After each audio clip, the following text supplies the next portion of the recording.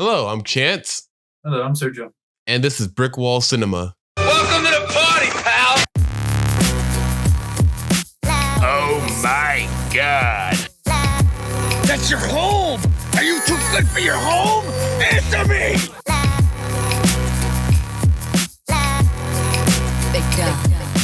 I'm a peacock! You gotta let me fly! Have you ever met a person you say, hey, let me get some parfaits? They say, hell no, I don't like no parfaits. How's that for a slice of fried gold? All right, Sergio. So you know what today is? Actually, no, I do not know what today is. It's my motherfucking birthday! It's a birthday!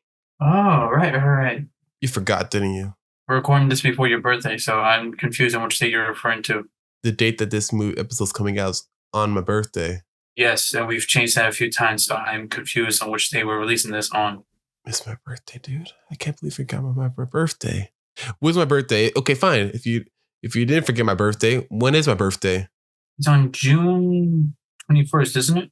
You're so close. I remember it's in the 20s. Oh, wait, 28th. Getting farther. The 22nd? No. 20th? Dude, the 23rd! So you're releasing this on Sunday?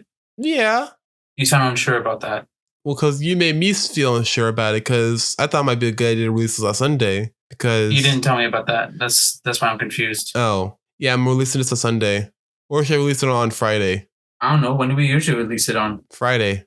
Are you? You know, this all doesn't matter, because at this point of people listening to it, it's already done.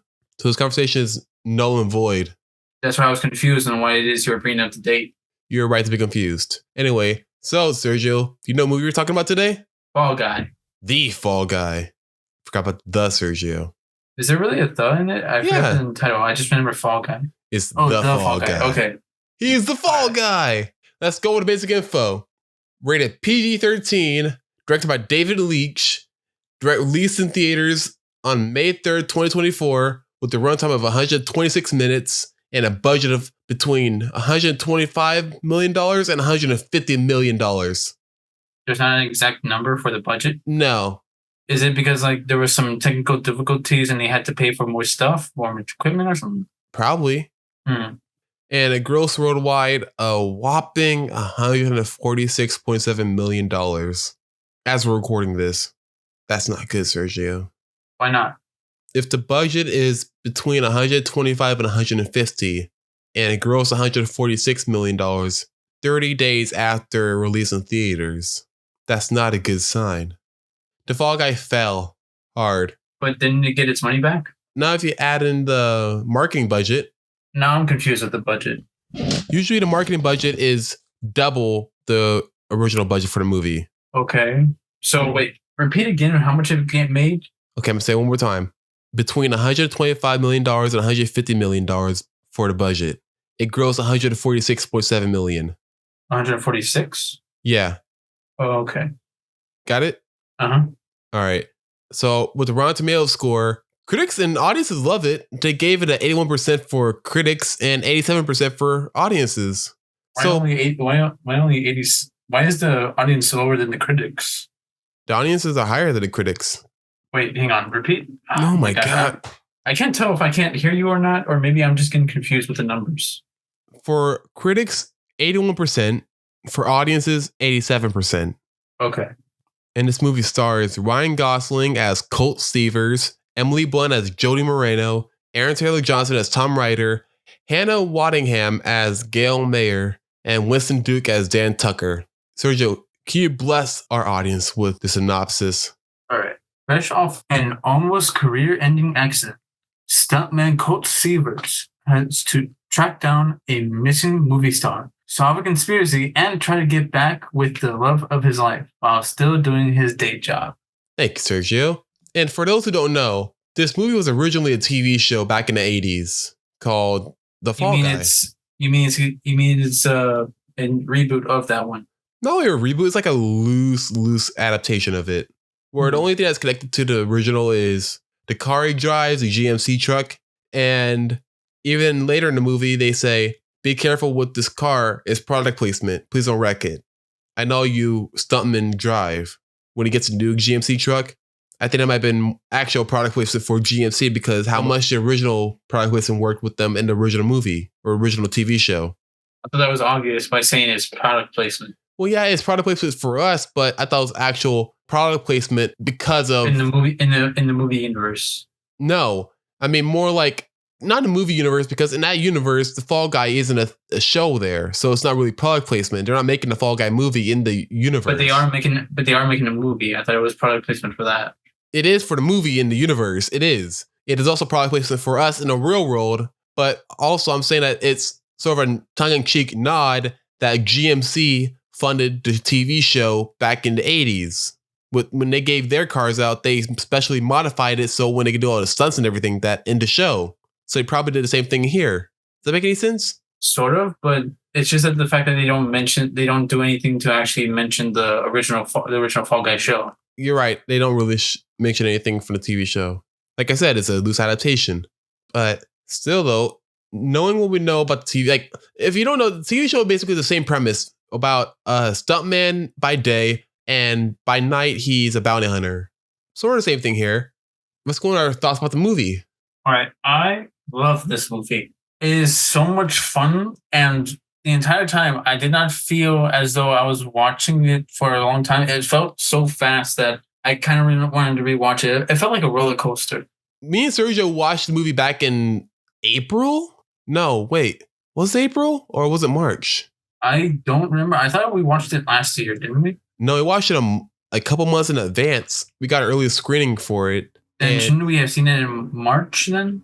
It depends. When did CinemaCon happen? Because they came, the actors were actually at the theater we went to. We saw Ryan Gosling, Winston Duke, Emily Blunt, the director David Leitch. We saw all of them there and talk about the movie, hyping it up. Yeah, the whole movie they actually mentioned the whole movie is basically a love letter to all the people who do the behind the scenes stunts. Right, and we're gonna put a pin on that because I do want to bring that up. I'm gonna give my initial thoughts on the movie. After I saw it, I'm like, oh my God, I love this movie. This was amazing. I gotta watch it again. But then 2 months came around. I'm like, I gotta watch it again and again and again. Yeah, I really love this movie.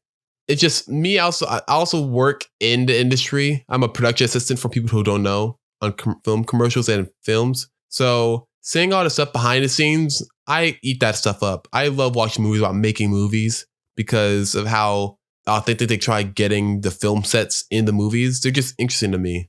What about you, Sergio? You like this type of movies? Those type of movies? Yeah. I don't think I've seen too many of them, so I can't exactly say. But the ones I have seen do a pretty good job of actually making it very interesting for someone like me who's not too knowledgeable about the behind the scenes. Yeah, it was really cool just to see it. I think we should do our ratings now, just to scare all the people away. Why?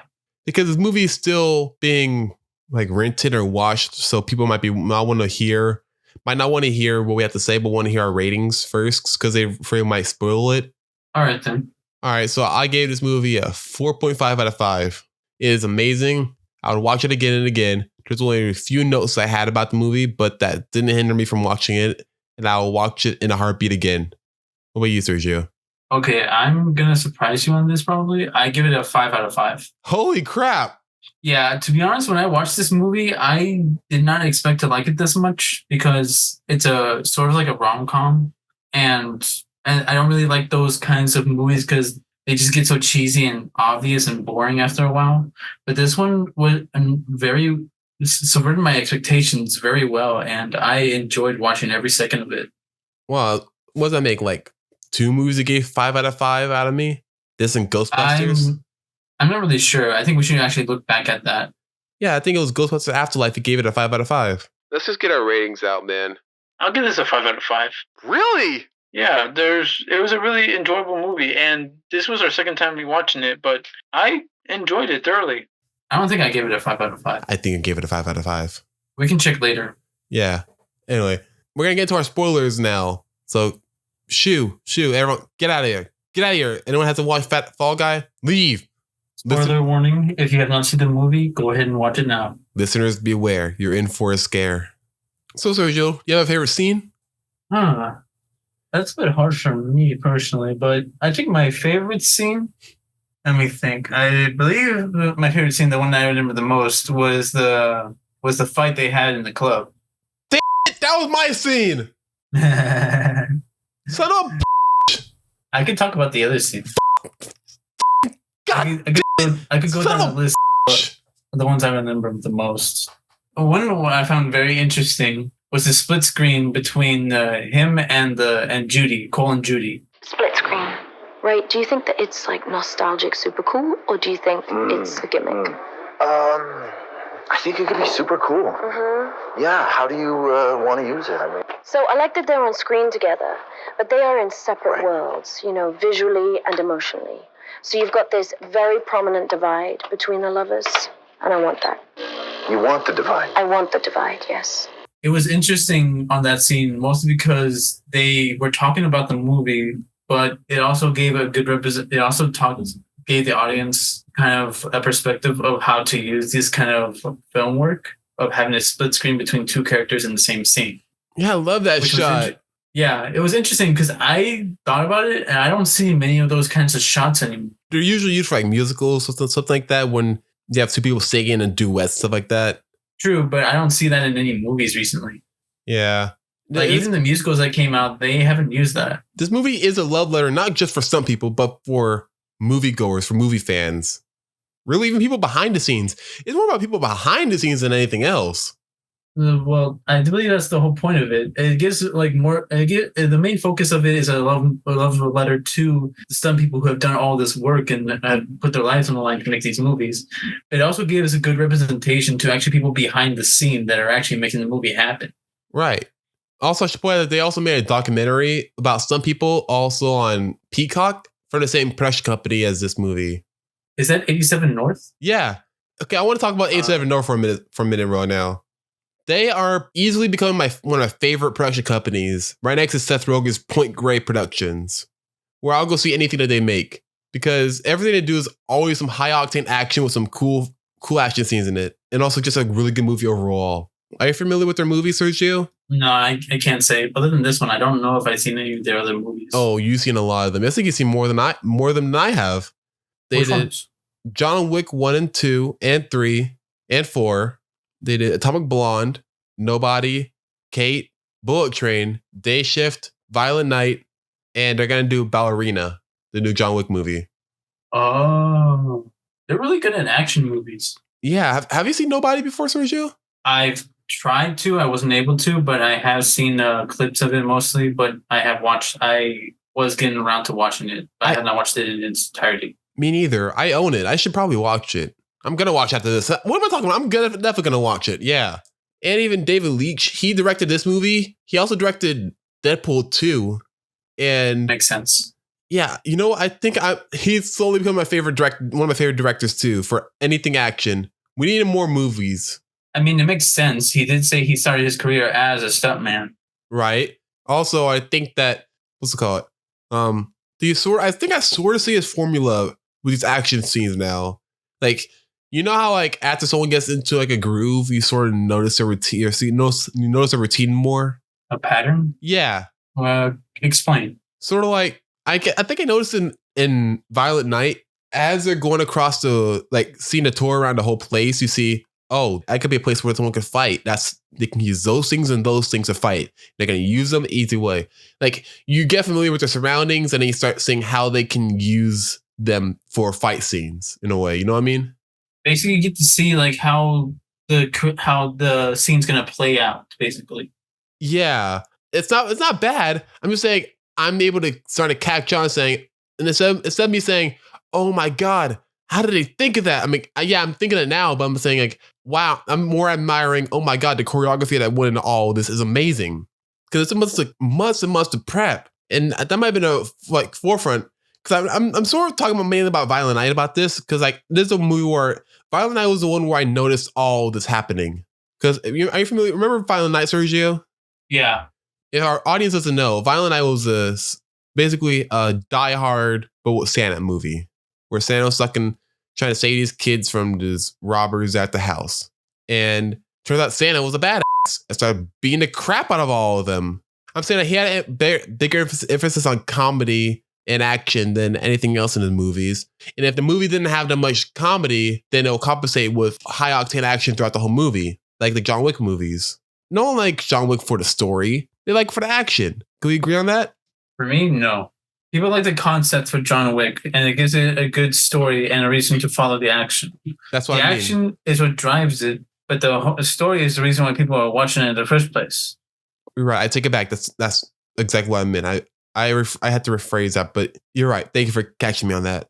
And also, did it seem off to you that they had like 87 North stuff later in the movie? Because I caught that too. Did you catch it? I caught that more at the end when the stunt team was bringing out the big cushion for Cole when he was jumping out of the helicopter. I heard a woman say, "87 to the rescue." I didn't catch that, honestly. I caught the labels. Like Winston Duke had an 87 North patch on his jumpsuit, and the actual pad on the ground had 87 North on it. Yeah, I believe that's why they said like 87 to the rescue. So I thought that was already implied. So I didn't really recognize the logo though. So yeah, I didn't see that part. I only heard it at the end. I only heard what the woman said at the end. Oh, you see right there when they're bringing out the landing pad.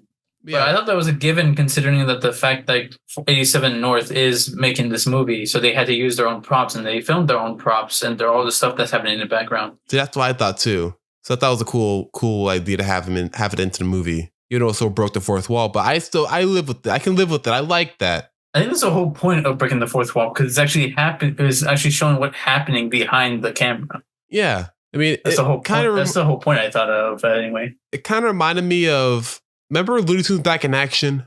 Yeah, how they did it at the end where they just showed that it's one big movie. Yeah, it reminded me of that a little bit. Or maybe I just kind of want to watch Looney Tunes Back in Action. I think you do. I kind of really do, yeah. I was watching a lot of Looney Tunes show a couple days ago. Yeah, I digress. We got Fish the Fall Guy. So, any other notes you have for the movie, Sergio? Let me look back at my notes. You made notes? Yeah, of course I made notes. Oh my god, you made notes! Finally! Yeah, I noticed that during the car scene at the beginning, a lot of the credits they gave right there, they were in the form of a script. Oh yeah, I caught that. I was pausing it every time I saw it so I could see what parts they were taken from. Yeah, I noticed how it was mentioning a few scenes that were happening in the movie. Yeah, I thought it was really cool. Yeah, it was a really nice touch. It made it felt like an actual love letter to the movie industry. And then there was when Ryan leaves to work, his car, as you said before, it was reminiscent of the original TV series, right? Right. That was the truck. To me, yeah. When he leaves and goes into his room, I was gonna say that it reminded me a lot of GTA because this is taking place in LA, right? Yes. Okay, that's what it reminds me because the truck looks like Trevor's truck from GTA 5, and the apartment looks like one of the locations over there in GTA. Also, are those back massagers on his back? I think so. Or therapy tools. Oh yeah, isn't he already healed though? Because it's been like a year. Probably. Or is it just he still has like back pain problems or like back problems, something like that? You can still have back pain problems, probably. No, I know. It's just that I don't know. I'm not asking you for explanations. I just wanted to know if you knew anything. So I was just wondering if it's like more in his head or anything because we don't really see them again. It only sees this one scene. Well, how many times did you see him take his shirt off in the movie? Exactly. Silence. But he doesn't refer to it ever again. He doesn't say like, "Oh, my back hurts" or something like that. Yeah, he does. When does he say that? He says every time it hurts every time. Yeah, he said he's hurt, but he doesn't say his back. Not relating to the problems. He's saying that he is hurt because getting hit by stuff does hurt. I think it's implied, man, that he means his back. Wait, was this the scene when he was talking to Jody? Yeah. You know, there's a reason you don't see the thumbs down stunt guy. You know, it's kind of part of our training, right? You know, you get hit by a car, you get thrown out of a window, you get set on fire, you give the thumbs up. But after my accident, turns out was not an accident, by the way. I wasn't okay. You do know he was implying to the fact that he's always in pain because of the fact that he can't be with Jody and he messed up. Yeah, and also it hurts every time he does a stunt. It hurts. But he's not supposed to say it because that's his job. But he failed because he failed. Yeah, see, we're both on the same page right now. Yes, but you mentioned that the fact that he could still have back pain, and I was making notice the fact that it isn't really mentioned anymore. Yeah, okay. No, you're not gonna let me live this down. Okay, sure. Also, I thought it was funny to show how much he hates Ryder. Like when he gave up the middle finger by pushing up his glasses.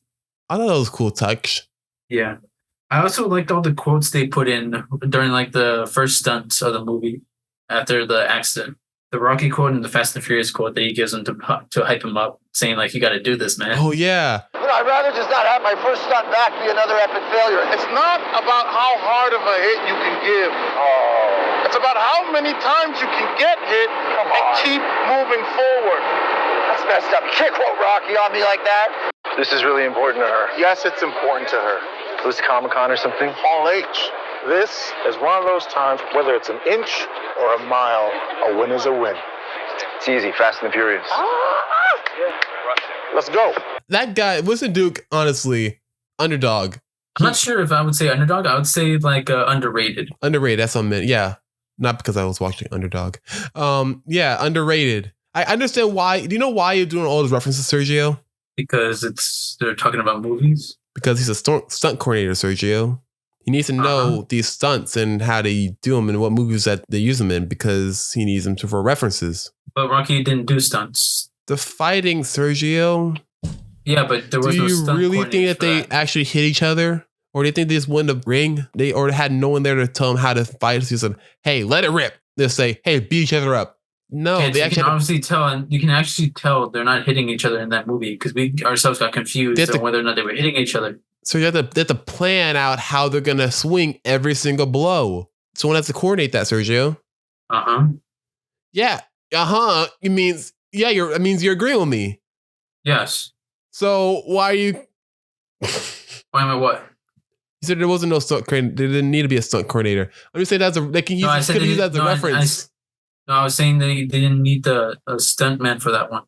I thought they were just using the quotes to hype him up to show him that he can do it. Yeah, he was, but that's also part of his character to where he would do that.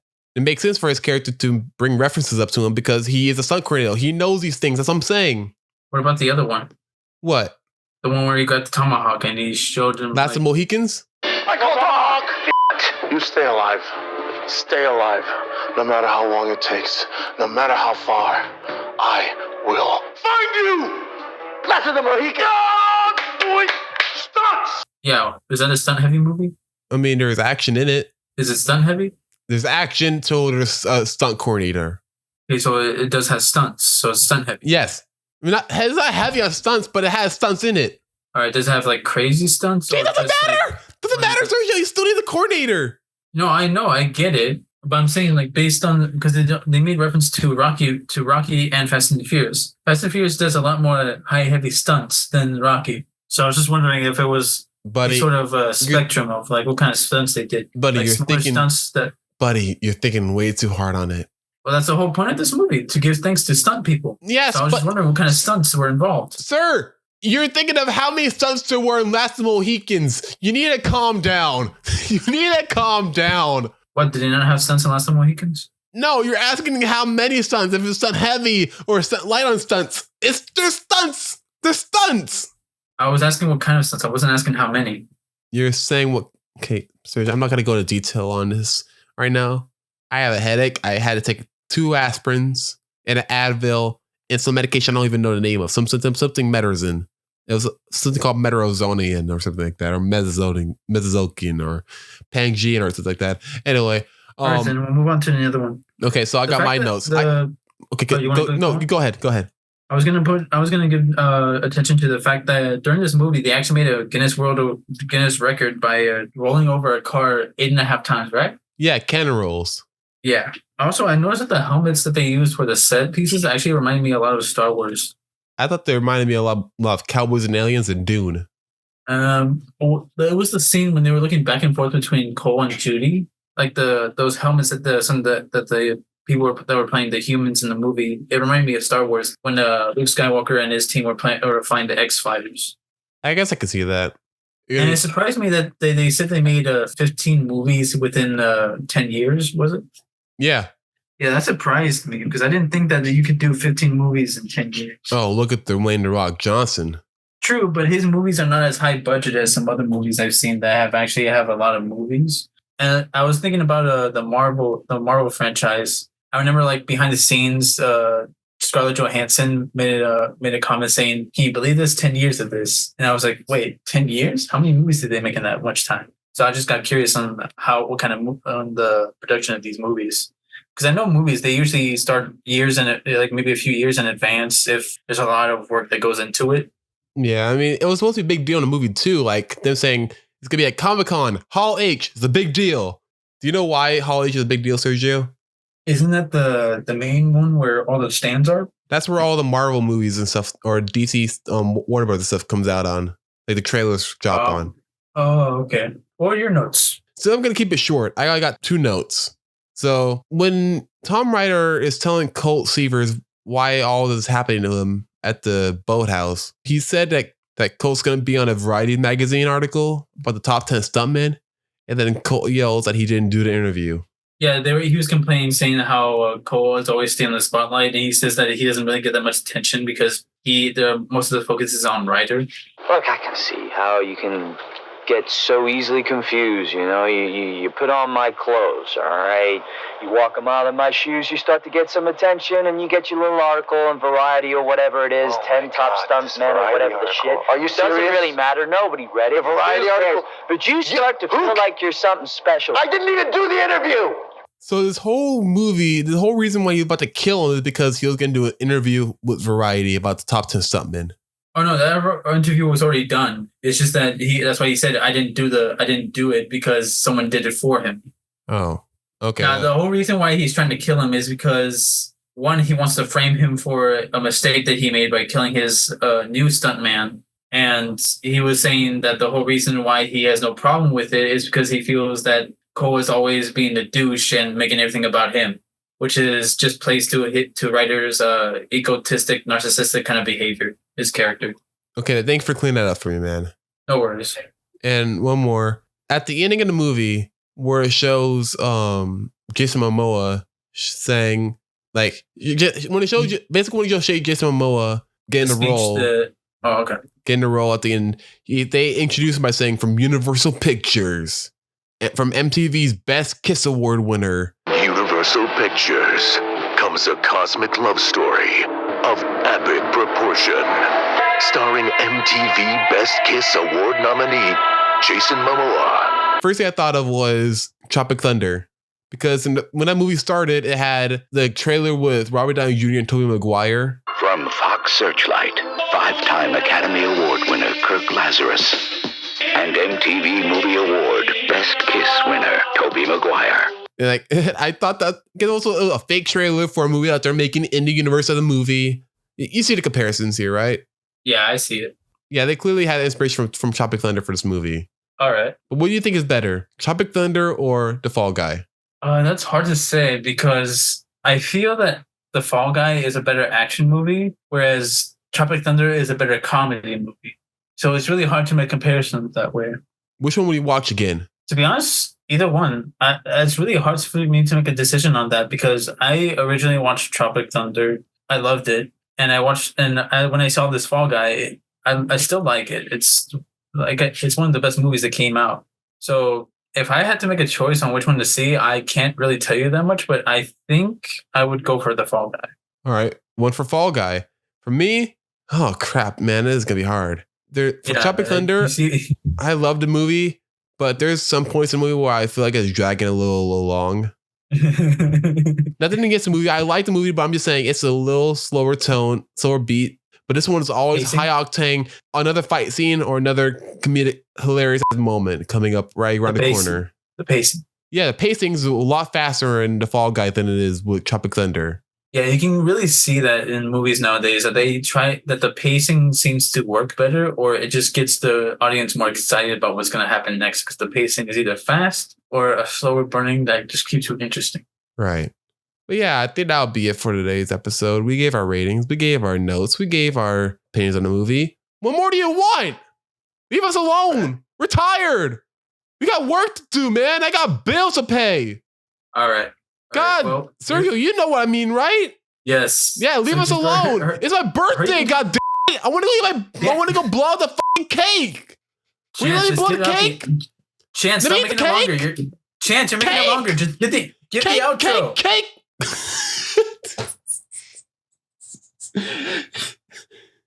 Oh my god. Sergio, did you leave? I'm still here. Are you going to get the outro? Oh, yeah, okay. I'm Chance. I'm Sergio. And have a cinematic day. Wait. You didn't say happy birthday. Should I say it on the podcast? Yeah, say it on the podcast. Oh, sorry. Hang on. I was looking at some mail I got. 1 second. Oh, take your time. Happy birthday, Chin. Happy birthday.